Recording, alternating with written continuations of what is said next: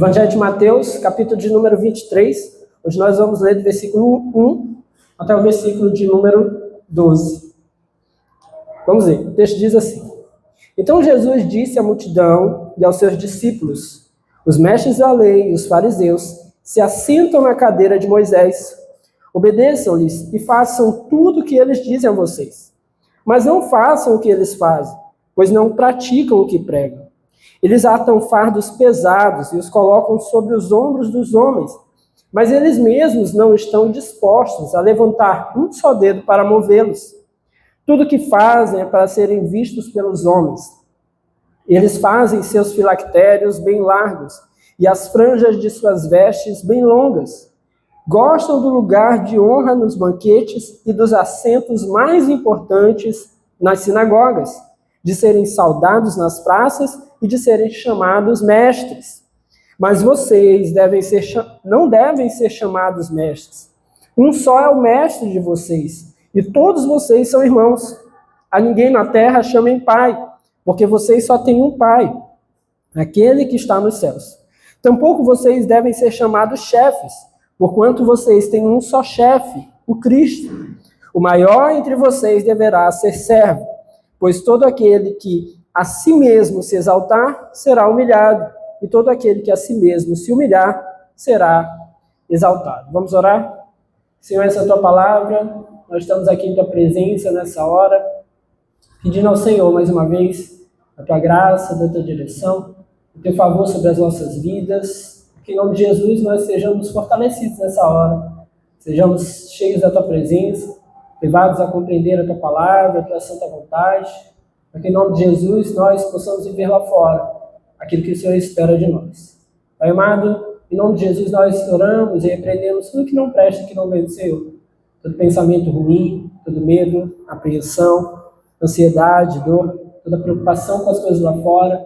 Oramos e repreendemos esse lugar das nossas vidas e das nossas mentes nessa hora. E pedimos ao Senhor que nessa noite, mais uma vez, apenas a tua palavra, o teu Santo Espírito, o teu lugar para agir e reinar no meio de nós. Amém e amém. Bom, meus irmãos, seguimos aí no Evangelho de Mateus. Hoje é o sermão de número 52. E no capítulo anterior nós vimos Jesus proferindo sermões aos escribas. São aí os mestres da lei e também aos fariseus. Jesus estava falando com eles, né? Utilizou-se aí de alguns questionamentos que eles estavam trazendo para respondê-los. Depois, nós vimos aí por fim, Jesus levando então uma questão a eles. Então, Jesus estava trazendo a eles uma espécie de sermões, falando com esses dois grupos.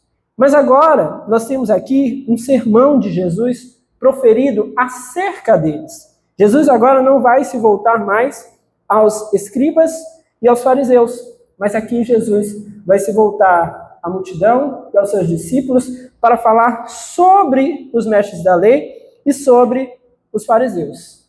Poucas vezes, meus irmãos, nós vemos Jesus se colocar de uma forma tão severa em seus discursos, quanto nos momentos em que se refere a esses dois grupos. Mas nós vamos perceber, então, aqui a severidade desse discurso de Jesus e vamos entender, na verdade, por que Jesus fala de uma maneira tão séria, né? Porque é necessário, então, que Jesus se dirija a esses dois grupos com uma ênfase aqui tão forte, tão grande, né? É um discurso longo, então nós vamos dividi-lo aí em alguns cultos. Hoje nós só vamos até o versículo de número 12. Se eu não me engano, o restante do capítulo está dividido aí em mais 2 sermões. Hoje nós vamos ver aí com toda calma tudo isso que Jesus falou acerca dos escribas e dos fariseus. Bom, o primeiro versículo aí, ele nos mostra justamente a quem está direcionado esse sermão, né, essa fala do Senhor Jesus. O versículo 1 diz: Então Jesus disse à multidão e aos seus discípulos. Jesus fez assim porque era necessário, então, corrigir os enganos acerca desses dois grupos, mostrando realmente quem eles eram, como como eles se portavam, quais eram as suas ideias. Haviam várias pessoas entre a multidão, ou entre as multidões ali, que costumeiramente estavam próximas a Jesus, que acabavam se colocando contra o Cristo e contra a sua doutrina, contra os seus ensinos. Por quê? Porque eles acabavam acreditando nesses homens. Esses homens que se colocavam ali como guias do povo. E de fato eles tinham essa autoridade. Os escribas que geralmente estavam ali ensinando a lei, trazendo os ensinos, né? Então, algumas versões vão chamar escribas, outras, como a minha, traz aqui mestres da lei. Então eles tinham essa responsabilidade de ensino, de ensinar a lei ao povo, mas havia também os fariseus, que eram um grupo de muita referência no meio dos judeus, que acabavam ali também trazendo as suas tradições, os seus posicionamentos ali para as pessoas, então eles tinham essa referência. Mas como eles se colocavam costumeiramente contra Jesus, isso acabava, então, levando as pessoas a se colocarem também, muitas vezes, contra Jesus. Aquela questão nos nossos tempos atuais, do influencer. O que o influencer fala acaba ditando ali o que muitas pessoas vão pensar. Não à toa, aí nos últimos anos, nos últimos pleitos eleitorais, por exemplo, muitos políticos acabaram ali procurando influências aí na internet para poder trazer justamente essa influência sobre a mentalidade das pessoas, sobre aquilo que as pessoas pensavam, tentando ali também angariar votos. Então, de alguma maneira, aquilo que essas pessoas aqui falavam, as ideias que eles defendiam, acabavam então ali influenciando a vida dessas pessoas. Mas, meus irmãos, veja que Jesus vai nos trazer aqui um ensino. Os falsos mestres devem ser expostos à multidão, sem que consideremos aqui então isso um prejuízo à verdadeira igreja do Senhor. Por que nós falamos isso? Porque, não sei se vocês já perceberam, com a internet em especial nesses dias, nós temos visto aí páginas de Instagram, pessoas aí trazendo com mais intensidade, no YouTube também, muitas denúncias acerca de falsos mestres, de falsos ensinos, de falsas doutrinas no meio da igreja. E isso é visto não apenas por aqueles que são cristãos, que estão no meio da igreja, mas isso é visto também pela multidão, pelas pessoas que estão lá navegando na internet, em especial, que de repente não tinham acesso a isso. Eles não iam à igreja, então eles não ouviam sermões, eles não sabiam o que essas pessoas falavam. Tudo se resumia a dizer assim, não, a igreja faz uma lavagem cerebral. Tudo se resumia a falar dessa maneira, a igreja faz uma lavagem cerebral. Mas essas pessoas não conheciam o que estava ali realmente sendo falado, ensinado nos púlpitos e nas igrejas. Quais eram as práticas das igrejas? As pessoas não conheciam. Mas agora, muitas pessoas da própria igreja até têm se levantado para expor isso. Aquilo que uma pessoa fala numa conferência, ou até num pequeno culto numa igreja, geralmente é filmado. E aquilo vai para a internet. E muitas vezes ela vai com esse tom verdadeiramente de denúncia. Mas aí há pessoas no meio da igreja que acabam se posicionando assim, olha, mas isso está queimando a igreja.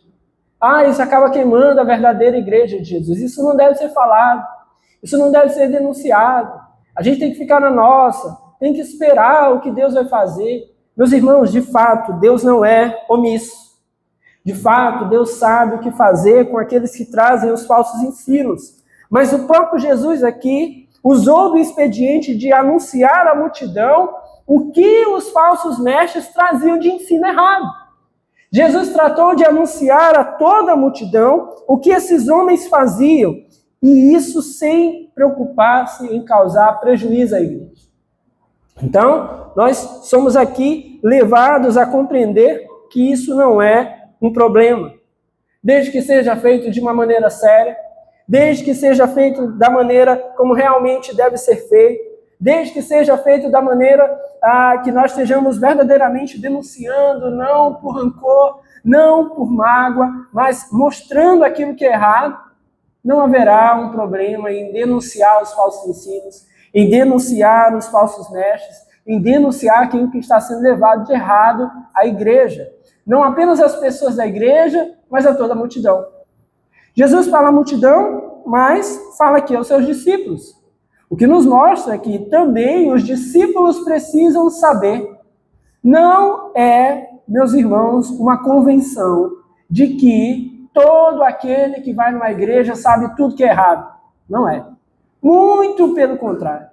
Muitos estão nas igrejas, muitos vão às igrejas, ouvem a pregação do evangelho, ou ouvem aquilo que é pregado e não sabem diferenciar aquilo que é certo ou não. Não sabem.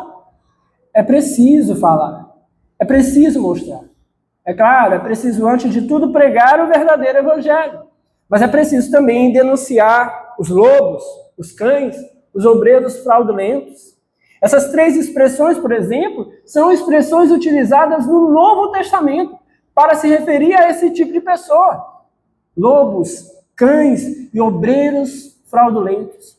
Nós vemos isso em Atos, nós vemos isso nas cartas do apóstolo Paulo. Homens que acabam se vangloriando aí da sua pompa mundana e que muitas vezes acabam enganando pessoas que estão ali tentando verdadeiramente seguir a Cristo. É preciso denunciar. Ontem eu tive a oportunidade de falar com uma pessoa acerca disso. A gente tenta ali esperar, encontrar uma oportunidade. Às vezes a pessoa está numa igreja, ela faz parte daquilo ali, ela está toda envolvida nessa questão. Mas, quando as pessoas nos procuram, a gente tem aí então uma oportunidade. A pessoa me procurou, veio falar a respeito de que estava tentando corrigir a sua vida, viver de acordo com o evangelho, né? E aí eu falei algumas coisas orientando, e depois eu disse, meu irmão, mas eu quero te dar mais uma orientação. Se você quer viver de acordo com o evangelho, saia dessa igreja. Saia dessa igreja. Uma igreja onde eu conheço boa parte dos líderes, conheço algumas das suas questões, algumas são muito conhecidas já, justamente por conta dessa questão das redes sociais, então eu tive ali a liberdade de dizer, irmão, saia dessa igreja.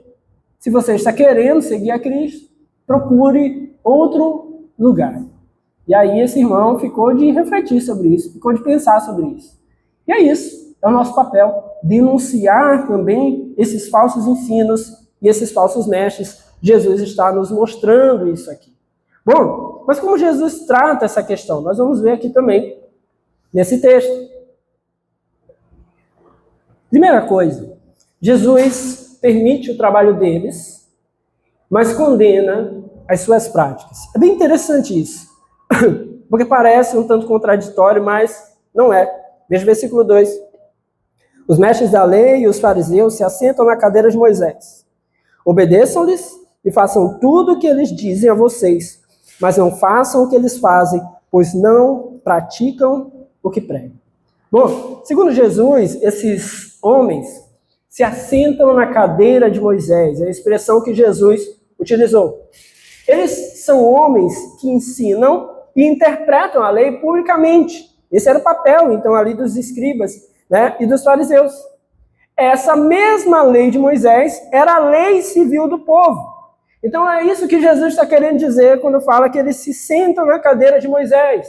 Em outras palavras, eles têm a responsabilidade de transmitir ao povo aquilo que é a lei de Moisés, aquilo que o Senhor entregou ao povo de Israel por meio de Moisés. Eles tinham essa responsabilidade de passar de geração em geração, de anunciar ao povo. Então Jesus diz, eles estão no lugar da cadeira de Moisés. Não como quem toma, não como quem usurpa esse lugar, mas como quem realmente estava ali numa posição de um trabalho honrado. Era uma grande responsabilidade, era uma grande honra estar nesse lugar. Mas nós já sabemos aqui de antemão, lendo o texto, que esses homens são homens maus, são homens perversos nos seus pensamentos e nas suas condutas. O que nós podemos, então, refletir acerca dessa questão? Primeiro, meus irmãos, que muitos bons lugares estão cheios de homens maus. Há bons lugares que estão ali sendo ocupados por homens maus. Muitas vezes nós veremos lugares importantes ocupados ali por homens perversos, tanto na religião quanto na sociedade. Nós veremos muitas vezes aí essas posições ocupadas por esses homens perversos, e isso muitas vezes vai nos gerar inquietude, insatisfação. chateação, algumas vezes tristeza, questionamento. Senhor, como o Senhor permite que uma pessoa assim esteja nesse lugar, que uma pessoa assim ocupe essa cadeira, que esse homem mau esteja nesse lugar? Aqui nós vemos, pelas palavras de Jesus, que é possível sim, que é possível que homens maus estejam em lugares bons. Mas a segunda coisa que nós podemos inferir disso aqui é que trabalhos e poderes bons e úteis não devem ser condenados ou abolidos, porque às vezes vão cair nas mãos dos homens maus. Ora, não é porque esses homens ocupam ali então a cadeira de Moisés, que a cadeira de Moisés deve ser abolida. Nós não podemos descartar, por exemplo, a presença de pastores no meio da igreja, porque um dia vimos um pastor mau. Olha, esse pastor aqui é ruim, esse pastor explorou a igreja, esse pastor enganou os irmãos, então vamos abolir a presença de pastores. Não é mais possível, não é necessário que haja mais presença de pastores aqui. Irmão de Né, tem gente aí. Não é mais possível, só irmão de Né, gente, vem pra cá. Então, não é porque há pastores maus ocupando o lugar de pastor, a cadeira, a posição, que nós vamos dizer, não, então não tem mais nenhum pastor. Não é porque, de repente, há um líder ruim socialmente, um presidente ruim na cadeira de presidente de qualquer país, ou um juiz, um ministro ruim ocupando a cadeira de juiz, de ministro, ou um político qualquer do legislativo ocupando aquela cadeira e é ruim, é mau, que nós vamos dizer, então a cadeira é ruim, então vamos eliminar com isso, então vamos viver a anarquia, cada um vive da sua própria maneira, como quer e como bem entende. Não é isso. Não é isso. O ensino de Jesus nos mostra aqui que nós não podemos fazer essa abolição. Não é porque tem um homem mau naquele momento que isso deve ser feito, ou deve ser feito de qualquer maneira. Nós temos isso ao longo da história. Na própria história de Israel, homens maus sentaram na cadeira de juiz, sentaram na cadeira de rei, e ocuparam essa posição ali por algum tempo. E isso não fez com que Deus mudasse as coisas de uma maneira drástica ou de uma hora para outra. Então nós temos que ter também essa consciência. Mas nós somos levados aqui, meus irmãos, a compreender mais algumas coisas. Veja o versículo 3. Jesus diz, obedeçam-lhes e façam tudo o que eles dizem a vocês, mas não façam o que eles fazem, pois não praticam o que pregam. Primeira coisa. Bom, eles estão ocupando essa cadeira.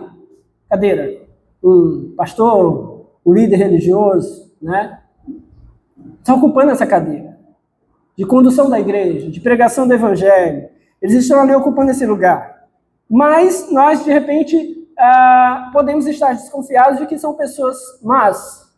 Ou alguma conduta ali nos levou aqui a começar a pensar sobre isso, sobre a pureza ou não dessa pessoa. O que nós devemos fazer? A orientação de Jesus enquanto eles estiverem ali, lendo aquilo que é a verdade, pregando a verdadeira palavra de Deus, ou julgando de acordo com essa lei verdadeira do Senhor, vocês devem dar ouvidos a eles. Sim. Quando se ensina aquilo que é correto, quando se ensina aquilo que é justo, quando é isso que está sendo falado, nós não vamos descartar a palavra de Deus porque ela saiu da boca de um homem mau. Não vamos. Nós temos, talvez, a tendência de tentar descartar aquilo que sai da boca de um homem mau, simplesmente porque saiu da sua boca. Mas aqui o convite é a refletirmos o que saiu, o que foi falado. E por que nós devemos fazer isso? Porque nós precisamos entender, Deus é soberano. Até aquilo que o homem fala, por mais corrupto que seja um homem, pode ser que em algum momento venha da parte de Deus. Deus pode conduzir isso. Nós vimos isso, por exemplo, nas histórias de Esdras e Neemias. Deus conduziu líderes pagãos, líderes que não eram do meio do povo de Israel, para ajudar o povo de Israel a reconstruir ia voltar à sua terra. Nós vimos isso. Então, Deus pode fazer na sua soberania. O que nos orienta, então, é o que é falado, é o que é pregado, é o que é ensinado. Enquanto os mandamentos do Senhor, enquanto as verdades do Senhor estão sendo faladas, nós podemos ouvir. Há um pastor muito conhecido no Brasil, que tem sido conhecido por conta da sua teologia ruim, né? Ele tem se assemelhado muito a teólogos liberais. E as pessoas que estão dentro do Evangelho, que têm conhecido a palavra de Deus, muitos têm se alarmado com o tipo de pregação dele, com as palavras que ele fala.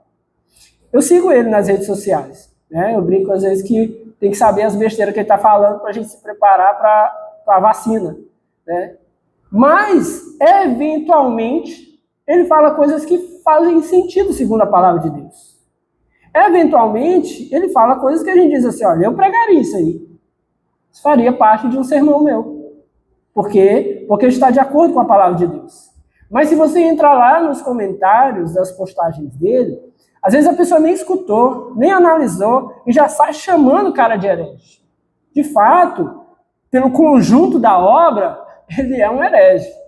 Porém, por aquilo que ele falou naquele momento, nós não podemos considerar. E aí qual é o risco? Essa pessoa chegar lá e ouvir esse dado pastor falando ali. Aí ele diz, se esse cara falou, ele é um herege, logo o que ele falou é heresia.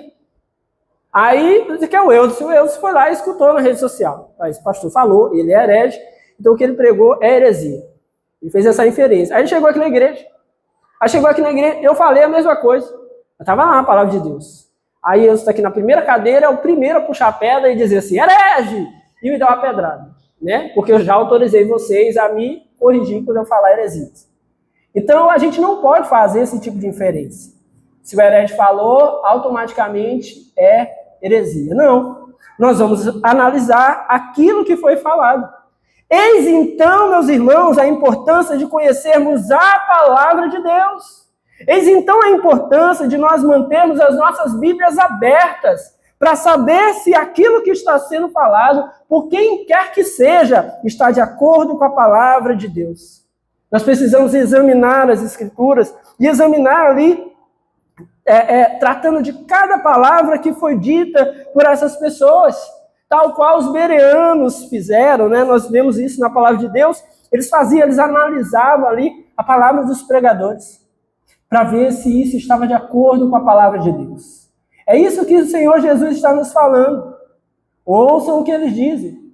Porque, segundo o próprio Jesus, eles muitas vezes estavam ali verdadeiramente ensinando a lei, tal qual o Senhor havia entregue a Moisés.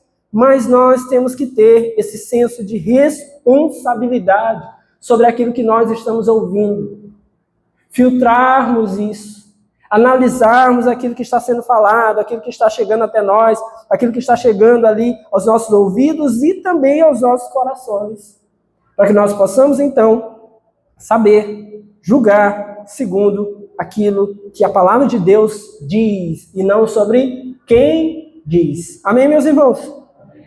Bom, tendo dito isso, Jesus vai anexar aqui um aviso.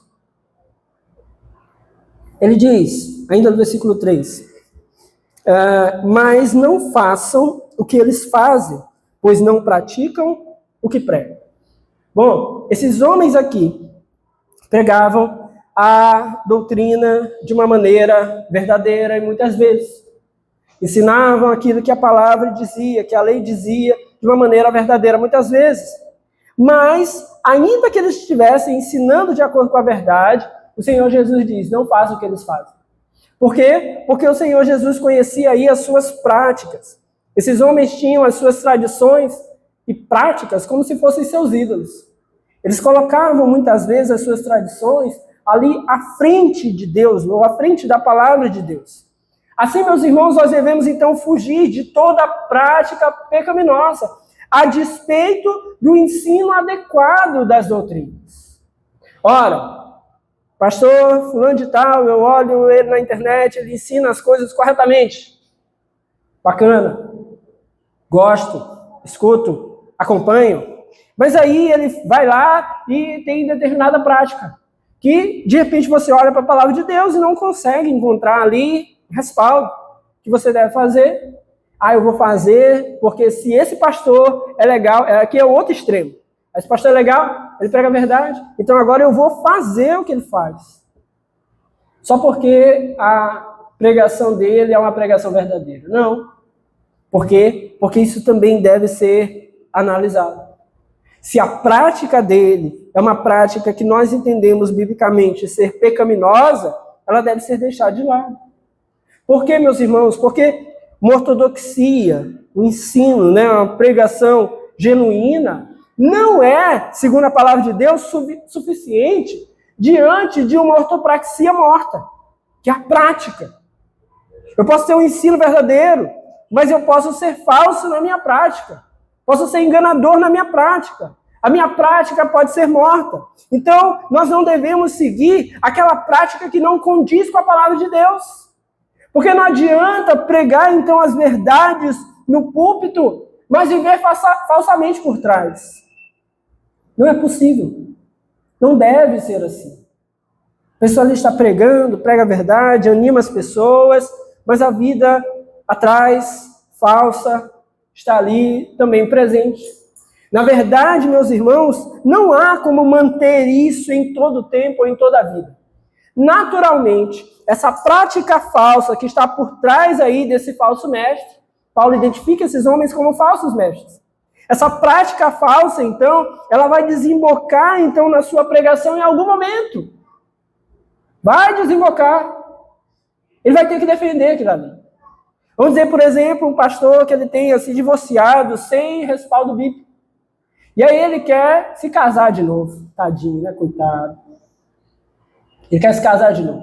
Nós já falamos sobre isso aqui. Ele não tem respaldo bíblico para se casar novamente. O que ele vai fazer? Ele vai tentar induzir a igreja em algum momento a compreender que a Bíblia dá respaldo ao novo casamento dele. As pessoas vão ser levadas ali, então, àquele pensamento. Então, meus irmãos, não tem jeito. Em alguma hora, as suas práticas falsas vão acabar desembocando em sua pregação. Se ele rejeita Jesus, não tem como ele falar de Jesus de uma maneira genuína, de uma maneira bíblica por muito tempo. Uma hora ele vai começar a distorcer os ensinos. Uma hora ele vai começar a distorcer a cabeça das pessoas. Não tem jeito, porque é necessário defender as suas práticas. As igrejas, por exemplo, que têm aí insistido em uma falsa cultura da honra, que eles chamam, que não diz respeito com aquilo que é a verdade da palavra de Deus, eles têm tentado a todo custo convencer as suas igrejas de que isso é verdadeiro. E muitas pessoas caem nisso, porque não conhecem a palavra de Deus, porque aceitam as suas práticas enganosas. Porque em algum momento eles pregam até as palavras verdadeiras. Ora, meus irmãos, se eu disser que Deus ama você, que Deus quer restaurar a sua vida, a sua família, a sua casa, que Deus tem cuidado de você, isso são palavras verdadeiras. São verdadeiras segundo a palavra de Deus. Mas eu posso pegar daqui e a partir disso começar ali trazer distorções para a sua vida. Para que você ache, não, então Deus está cuidando de mim. Então, porque Deus está cuidando de mim, Ele vai me permitir um recasamento. Porque Deus está cuidando de mim, Ele vai fazer agora com que eu seja beneficiado financeiramente, ainda que aquela prática seja ilegal. E aí as pessoas vão acreditando nisso, meus irmãos, e muitas pessoas caem. Caem. Acreditam. Gente que divorcia, procura outra pessoa, ainda diz assim, não, foi Deus mesmo, ó, presente de Deus para mim, ó, agora aquela lá não era boa não, ele lá não era bom não. Acreditam nisso. Vivem práticas ruins baseadas no falso ensino. Onde isso começa? Num princípio de bom ensino. Nunca esses falsos mestres vão chegar aqui e dizer assim, olha, vim aqui pregar Satanás. Todo mundo vai sair correndo, com medo. Ele não vai dizer isso. Ele vai dizer assim, eu vim da parte de Deus. Prepare-se para receber. Você chegou aqui nessa noite e você está cansado. Domingo, ele não está cansado, né? Vai ser segunda. Ele vai dizer, você está aqui cansado. Não é mesmo? Você está aqui e talvez essa semana você não dormiu muito bem. É verdade. É verdade, você ficou batendo perna no centro e agora você não dormiu muito bem. E aí eles vão envolvendo, meus irmãos, e assim essas pessoas fazem. Nunca vão partir de uma mentira, sempre vão partir de uma verdade, transicionar para uma meia-verdade, para aí, então, depois de tomar a confiança, enganar aqueles que querem ouvir, na verdade, a Cristo. Por isso, mais uma vez, a nossa responsabilidade de conhecer a palavra de Deus. Aqui nos versículos seguintes, Jesus passa, então, a demonstrar as práticas perversas desses homens, mostrando por que nós não devemos imitá-los. Pelo menos 4 pontos aqui, Jesus mostra aqui por que nós não devemos imitá-los. Ainda no versículo 3, ele falou, mas não façam o que eles fazem, pois não praticam o que pregam. Essa é a primeira coisa. Eles não praticam o que pregam. O que eles dizem e o que eles fazem são 2 coisas diferentes. Por isso, não devem ser imitados. Você vai ouvir a pregação, mas você vai querer saber da vida daquela pessoa.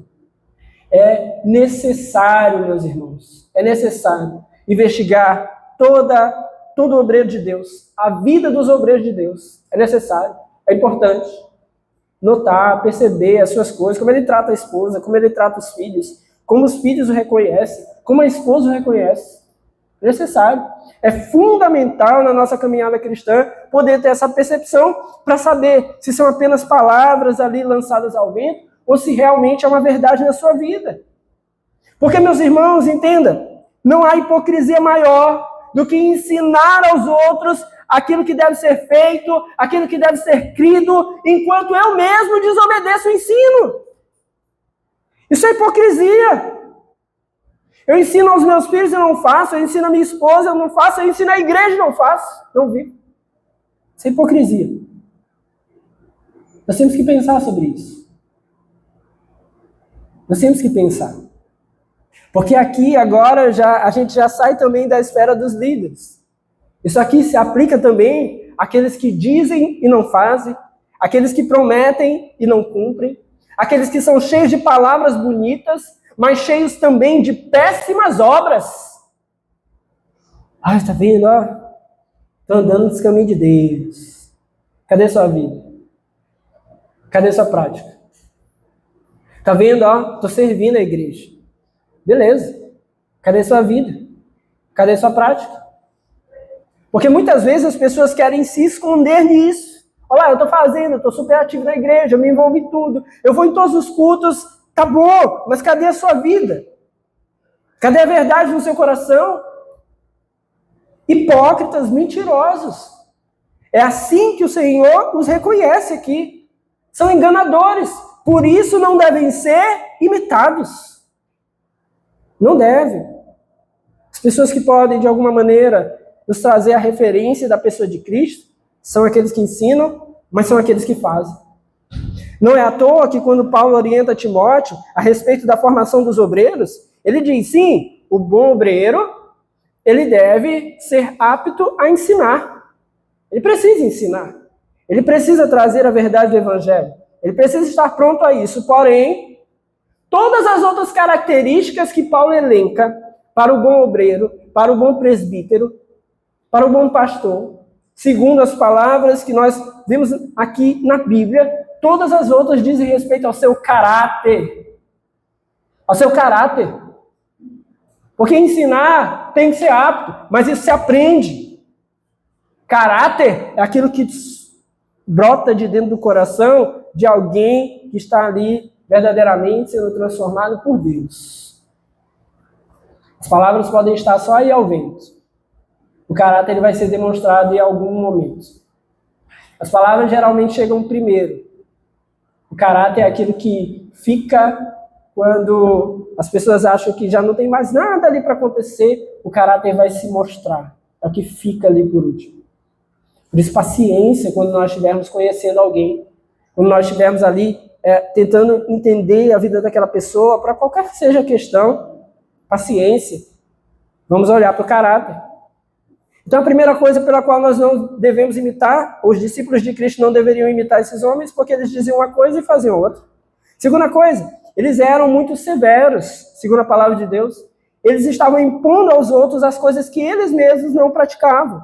Veja o versículo 4.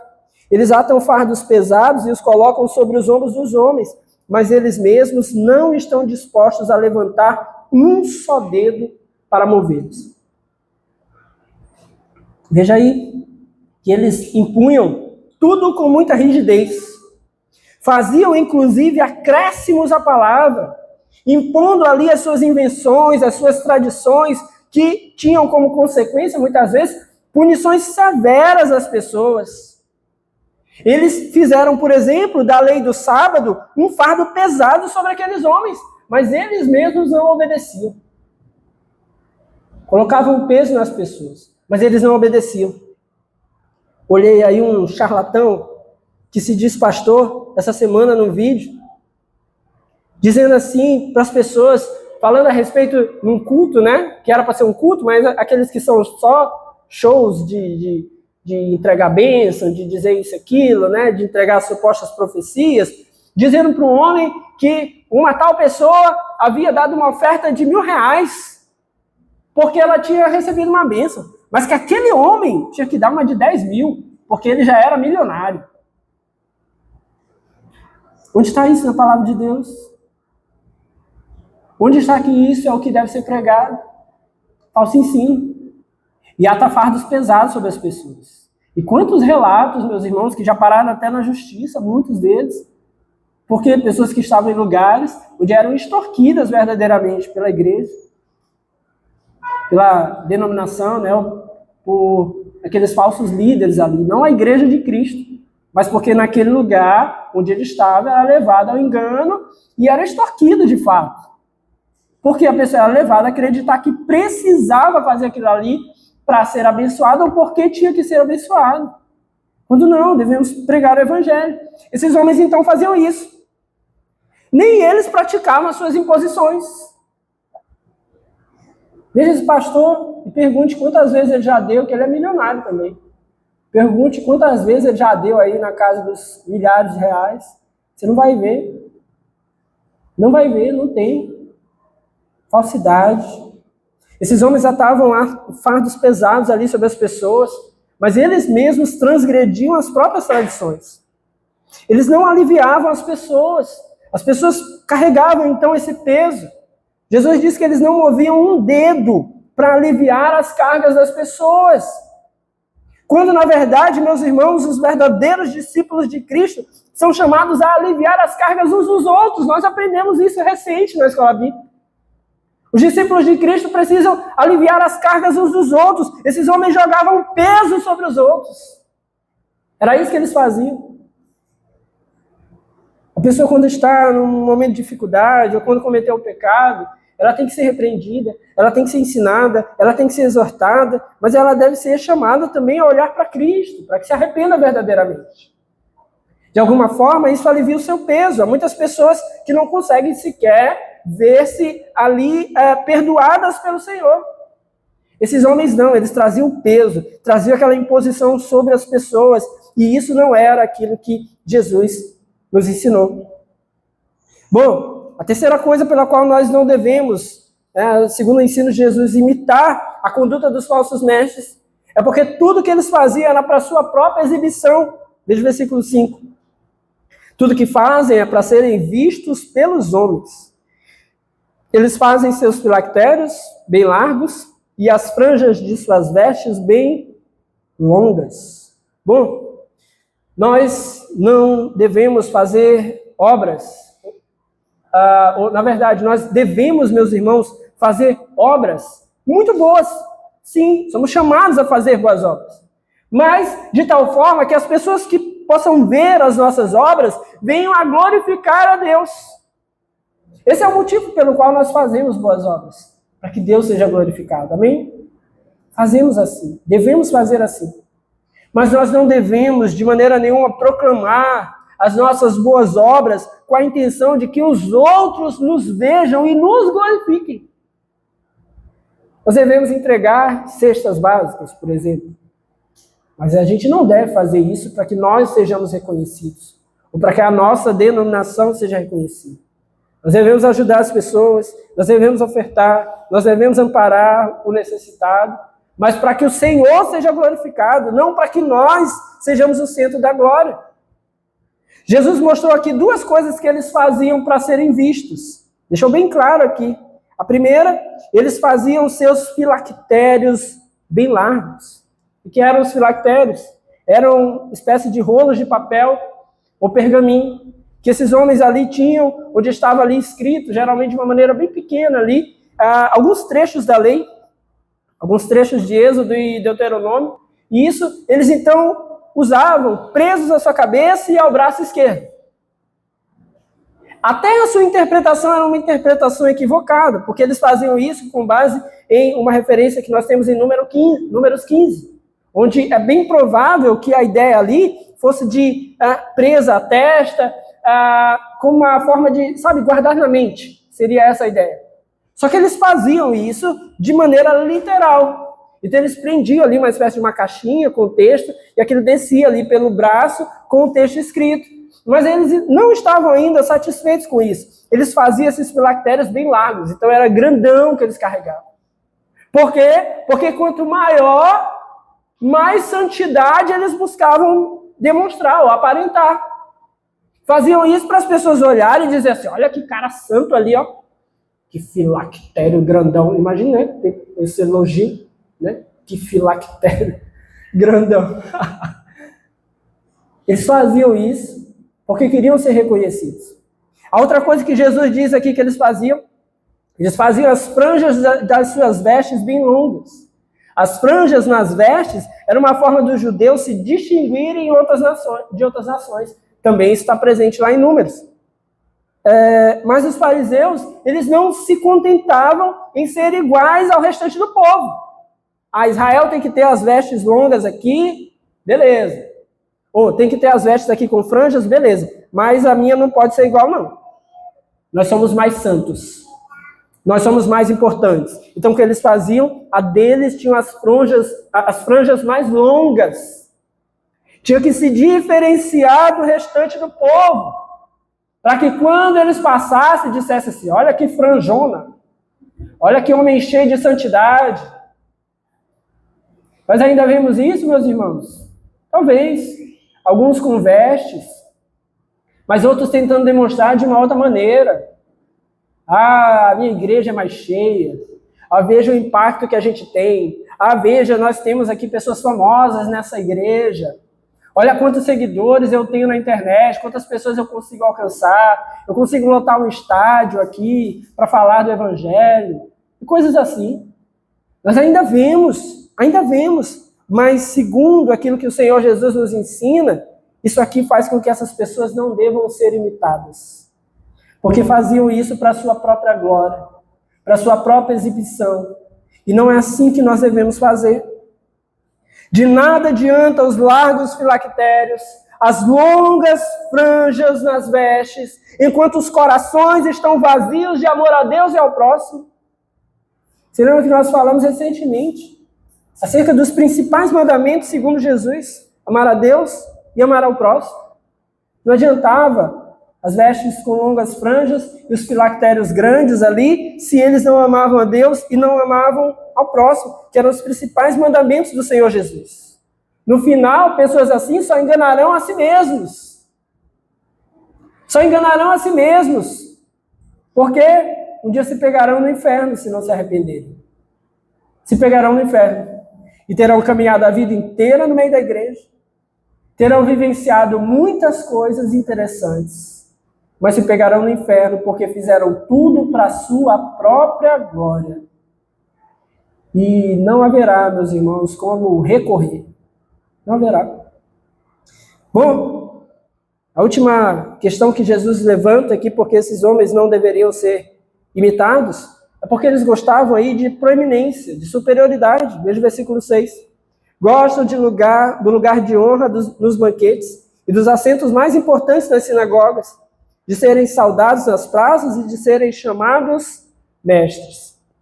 Meus irmãos, O orgulho era o pecado mais reinante ali no meio dos fariseus e dos mestres da lei. Jesus descreveu aqui o orgulho deles. Primeiro, aí no versículo 6, eles gostavam dos lugares de honra. Os lugares de honra, os melhores lugares nos banquetes, os assentos mais importantes nas sinagogas, era isso que eles gostavam. Sabe aquelas igrejas que tem as cadeiras atrás? Para alguns é apenas uma tradição. Mas tem muita gente que gosta disso, sabe? Sentar aqui, ó. Saúdos, irmãos, presbítero fulano de tal, pastor fulano de tal, é outro nome? Evangelista fulano de tal, levita aí, meu irmão, levita fulano de tal. Aí vão saudando as pessoas, tá aqui um levita aqui. Brincando, viu, gente? Não tem levita, gente. Não tem que falar mais isso não pra você, né? Aí, o cara se estufa o peito. Tá vendo? Ó, o pastor falou. Se puder dar uma saudação então para a igreja, pronto. Se puder cantar um louvor, pronto. Se puder pregar 10 minutos, pronto. Gostam disso? Ô, meus irmãos, eu tenho falado isso bastante aqui, né? Vamos baixar nossa bolinha. Quem somos nós? Nada. Nada. Nada. Diante do que Jesus fez por nós não fazemos nada. Nada. Então nós precisamos entender isso. Esses homens gostavam dos lugares de honra. Mas o que é condenado aqui não é possuir os melhores lugares nos banquetes, ou os melhores assentos na sinagoga. Não vai ter jeito, sempre vai ter o melhor lugar. Não? Você vai chegar no auditório, vai ter aquele lugar mais na frente, vai ter um lugar mais atrás. Se chegar atrasado, muitas vezes você vai sentar lá atrás. No cinema, por exemplo, a primeira fileira não é a boa fileira. Você fica lá assim. Né? Não é a boa fileira. Existem sempre os melhores lugares. Sempre alguém vai sentar no melhor lugar. Qual o problema? É isso ser um desejo. É ser uma vontade. É o ser um anseio do coração. Ah, mas se um dia eu pregar, eu prego melhor que esses aí tudinho. Ó. Ah, se um dia eu pregar. Ah, se um dia eu assumir essa igreja. Ah, se um dia o pastor me mandar para fazer essa obra aqui, eles vão ver que eu faço melhor. Esse é o problema. É o anseio pelos melhores lugares. Nas igrejas que tem essa tradição de deixar ali um lugar onde se coloca ali os anciãos da igreja, onde se coloca ali talvez os pastores que têm mais tempo, a liderança da igreja, não há problema nenhum se isso for apenas uma tradição da igreja. Agora, se houver um anseio egoísta no coração das pessoas para que possam estar naquele lugar, para que possam assumir um microfone, para que possam assumir um cargo ou uma posição, aí, meus irmãos, por conta do orgulho, isso se torna pecado. Esse é o problema, segundo Jesus aponta aqui. Acho que até comentei aqui com o Levita aqui na frente. Essa semana eu vi um vídeo também, uma pastora, né? Eu comecei errado aí, que tem pastora na igreja. Mas enfim, ela é a pastora da denominação, uma denominação tem crescido aí no Brasil. Aí vazou um áudio dela. O pastor dizendo assim pro obreiro lá da igreja, dizendo assim: meu irmão, já cansei de falar para vocês que as 2 primeiras fileiras da igreja é para minha família, que minha família é grande. Aí eu chego lá toda vez, as fileiras estão ocupadas. Aí depois ela reclamou, não bastando, do estacionamento. Aí eu chego no estacionamento, não tem as minhas vagas. Aí as pessoas comentando, né, pastora, a senhora quer o melhor lugar, chegue cedo, pastora. Quer a vaga no estacionamento, pastora, chegue cedo. Não, tem que ter aquela obrigação de ter aquele lugar, de ser o melhor. Não, meus irmãos, nenhum de nós. Está chegando aí o culto de Ano Novo, que a igreja fica cheia, né? Todo mundo vem pela palavra de Deus, ninguém vem pela ceia. Todo mundo vem pela palavra de Deus. Glória a Deus por isso. Né? Aí a igreja fica bem cheia. Se você chegar 10h45, você vai ficar lá atrás, onde é calor. Aí você vai ficar agoniado, você quer um lugarzinho aqui mais na frente, que é melhorzinho, você chega mais cedo, pega o seu lugar, tá bom? O seu lugar. Vai chegar com 10 Bíblias aqui e botar aqui toda a minha família, eles só vão chegar 10h20. Não faça isso. Venha, chegue e tome seu assento. Vai ter preferência que não vai. Não vai. Por quê? Porque não é o nosso papel. E como igreja, pelo contrário, muitas vezes a gente como igreja vai ser aquele que vai levantar para o visitante sentar. Não é não? Foi fraco. A igreja é aquela que vai levantar para o visitante sentar, para a grávida sentar, né? Vai ajudar aquela pessoa que está com o nenenzinho, que veio pela primeira vez na igreja, vai dizer, a gente tem uma salinha lá em cima, se você quiser ficar mais à vontade, tá? A gente faz isso. Por quê? Porque somos igreja. Esses homens queriam os títulos melhores, os lugares melhores, gostavam desses títulos. Jesus disse que eles gostavam de ser saudados nas praças.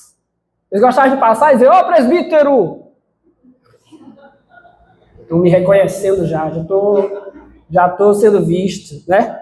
Opa, o filactério grandão já funcionou, já estão me reconhecendo aqui, né? Como fariseu maravilhoso. Eles gostavam, eles tinham orgulho disso.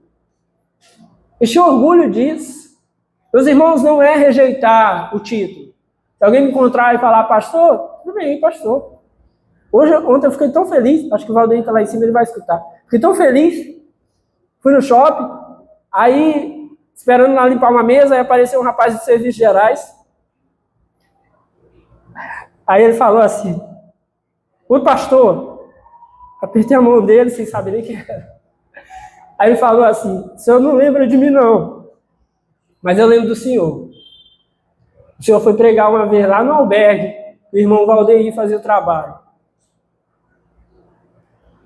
Pastor, eu estou aqui agora, Deus me deu essa oportunidade aqui de estar nesse trabalho, e eu estou aqui, estou trabalhando. Eu falei, meu irmão, glória a Deus, fique firme. O reconhecimento, às vezes, ele vai ver, mas a gente não está atrás disso. Você não deve estar atrás disso. Eu nem sei o que eu preguei naquele dia. Eu sei que demorou. Eu sei que isso virou um testemunho que eu nunca tinha visto um culto de 4 horas quase, no sol quente. E o irmão Valdeir fazia esse trabalho lá com outras pessoas direto. E o irmão lembrou. É alegria para nós. Mas não pode ser motivo de orgulho no nosso coração. Não é isso que nós estamos atrás. Melhor de tudo isso é saber que esse cara está com Cristo, está caminhando com o Senhor, saiu daquele lugar, teve a oportunidade, né, de sair da cadeia, deve ter resolvido lá os seus perrengues com a justiça, e agora está servindo ao Senhor, está trabalhando, está fazendo bem para a sociedade. Isso é maravilhoso. Amém, meus irmãos? Assim deve estar o nosso coração. Jesus, por fim, aqui orientou os seus discípulos, que não deveriam ser como eles. E os discípulos de Jesus, então, são proibidos de algumas coisas. Primeiro, de exigir títulos, honra ou autoridade para si mesmos. Veja o versículo 8. Mas vocês não devem ser chamados mestres. Um só é o mestre de vocês, e todos vocês são irmãos. A ninguém na terra chamem pai, porque vocês só têm um pai, aquele que está nos céus. Tampouco vocês devem ser chamados chefes, porquanto vocês têm um só chefe, o Cristo. Bom, Jesus nos proibiu, meus irmãos, de exigir título, de exigir honra, de exigir autoridade. Esses homens aqui apreciavam o título de mestre, ou algumas versões aí trazem a expressão rabi. Só que isso, exigir o título, não está de acordo com a simplicidade do evangelho. Não está. Tem irmãos aqui que me chamam de pastor, e pessoas que chegam e chamam Daniel, e eu sou Daniel mesmo. E alguns vão chamar pelo título, outros vão chamar pelo nome, mas a gente está exigindo isso? Não. Não devemos fazer isso. Jesus orientou, porque esses homens aqui queriam isso. Jesus falou, um só é o nosso mestre. Um só. Quem é? É o próprio Cristo. Os ministros são apenas propagadores dos ensinos do mestre. O mestre é Jesus. Ainda que em algum momento dentro da palavra de Deus nós venhamos a falar sobre os dons, você tem o dom de mestre. Glória a todo a Deus por isso. O mestre é Jesus. A gente só está aqui propagando. Se tem alguma coisa que a gente pode ensinar, é o Senhor que falou aos nossos corações, é o que está aqui na palavra, é isso que a gente pode falar às pessoas. Os discípulos de Cristo são proibidos de atribuir também esses títulos aos outros. Interessante isso. Mais uma vez, versículo 9. A ninguém na terra chamem pai, porque vocês só têm um pai, aquele que está nos céus. Meus irmãos, esse versículo aqui não está falando sobre o seu pai, né, de sangue. Né? Não está falando sobre isso. Está falando aqui sobre especialmente as autoridades religiosas. Aqueles que lideram um grupo religioso, que são reconhecidos ali como o líder ou cabeça ali daquele movimento religioso.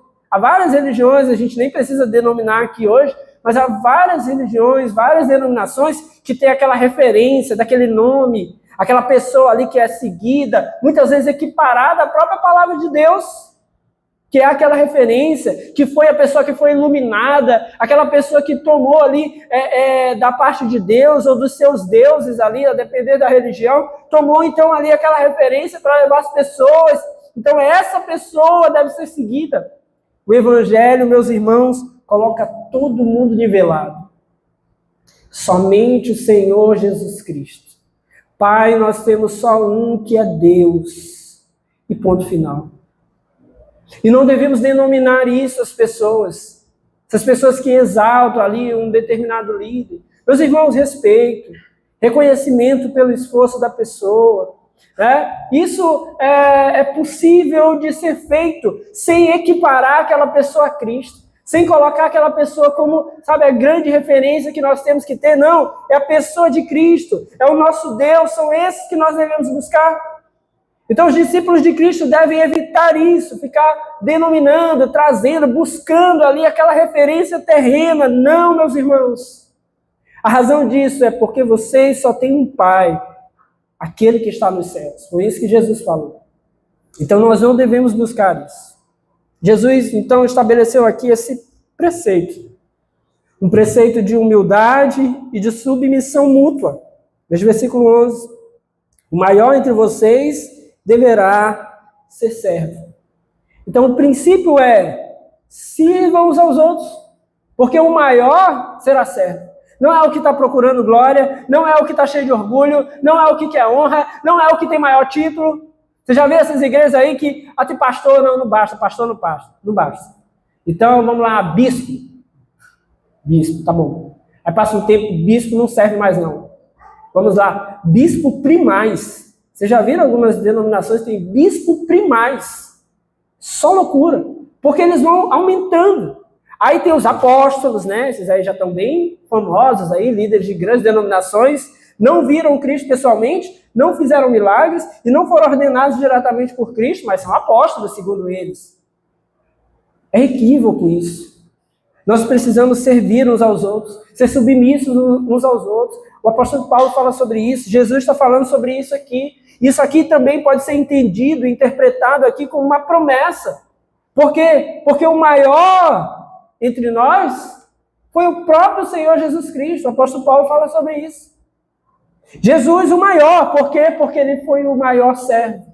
Ninguém se compara a ele, porque ele serviu além de todos os outros. Ele deu a sua própria vida por nós. A boa razão, meus irmãos, para tudo isso, diz o versículo 12. Pois todo aquele que a si mesmo se exaltar será humilhado, e todo aquele que a si mesmo se humilhar será exaltado. A humildade, meus irmãos, é então um ornamento precioso diante de Deus. Quer chegar com alguma coisa diante de Deus? Chegue com humildade.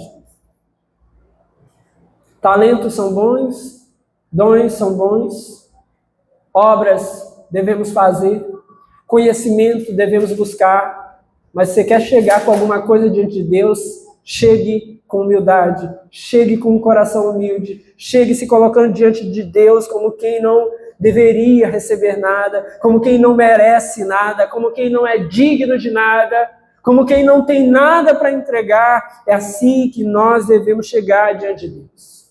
Os que se exaltam, segundo as palavras do Senhor Jesus, e não se arrependem, mas cedo ou mais tarde serão humilhados. Viverão a humilhação por conta da sua exaltação, mas os que vivem em humildade diante de Deus e diante dos homens também terão a honra de serem aceitos por Deus. Serão o grande dia do Senhor, não apenas reconhecidos, seus nomes estarão ali no livro da vida, serão coroados diante dos homens e dos anjos, não porque mereceram, não porque eram dignos, mas porque o Senhor assim o quis. Cheguemos diante dele com humildade. É isso que nós precisamos entregar ao Senhor. Amém? Fique de pé no seu lugar, vamos orar em nome de Jesus.